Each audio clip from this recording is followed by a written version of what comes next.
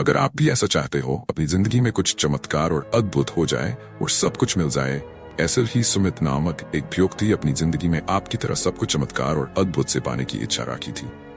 अंत में उसके साथ क्या हुआ जानने के लिए ध्यान से सुने। गांव का नाम था शांतिपुर। ये एक छोटा सा लेकिन खूबसूरत गांव था जहां सभी लोग एक दूसरे के साथ मिलजुल कर रहते थे।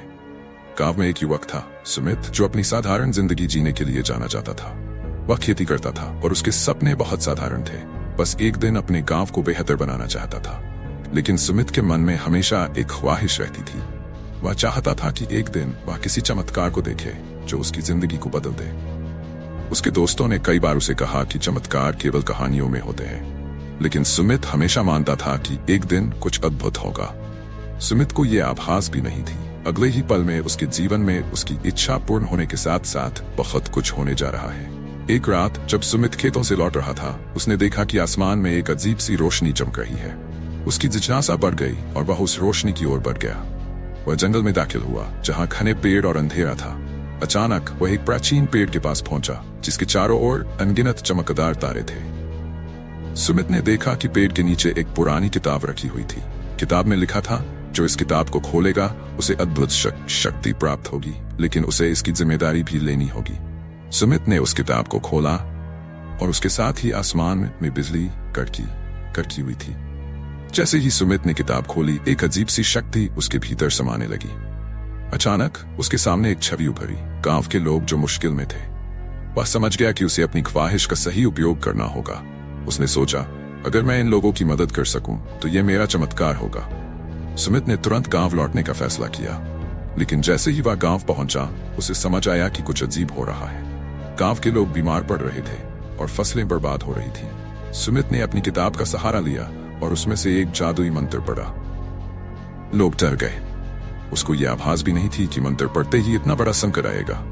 जादुई मंत्र पढ़ने के बाद अचानक आसमान में अंधेरा छा गया। सुमित ने देखा कि एक विशाल बादल गांव की ओर बढ़ रहा है। लोग डर गए। सुमित ने अपनी आवाज बुलंद की और कहा, डरो मत, मैं इसे रोक दूंगा। उसने फिर से मंत्र पढ़ा और अचानक बादल ने दिशा बदल दी। गांव के लोग हैरान रह गए, लेकिन सुमित ने यह महसूस किया कि यह चमत्कार स्थायी नहीं था। उसके सामने एक नई चुनौती थी। उसे अपनी शक्ति को और अधिक जिम्मेदारी से उपयोग करना होगा।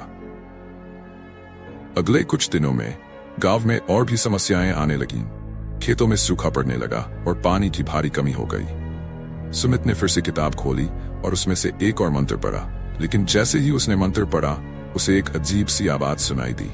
हर चमत्कार की एक कीमत होती है। सुमित घबरा गया। उसने सोचा कि क्या वह अपनी शक्तियों को फिर से आजमाएगा, लेकिन गांव के लोग उसकी ओर देख रहे थे। उसने अपनी आंखें बंद की और दिल से प्रार्थना की, हे ईश्वर, मुझे मार्ग दिखाओ। उस रात एक नया चमत्कार हुआ। अचानक गांव के चारों ओर एक झील प्रकट हुई जो सूखे खेतों को भरने लगी। लोग खुशी से झूम उठे, लेकिन सुमित को पता था कि यह चमत्कार भी स्थायी नहीं था।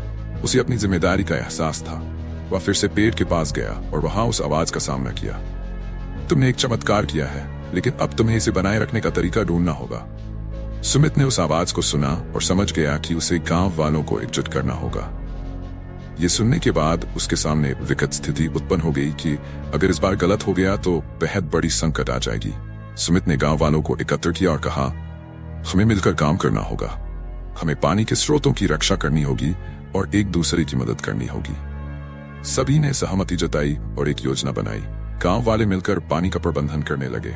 उन्होंने तालाब बनाए और बारिश के पानी को संचित करने का फैसला किया। सुमित ने उन्हें प्रेरित किया और धीरे धीरे गांव फिर से खुशहाल हो गया।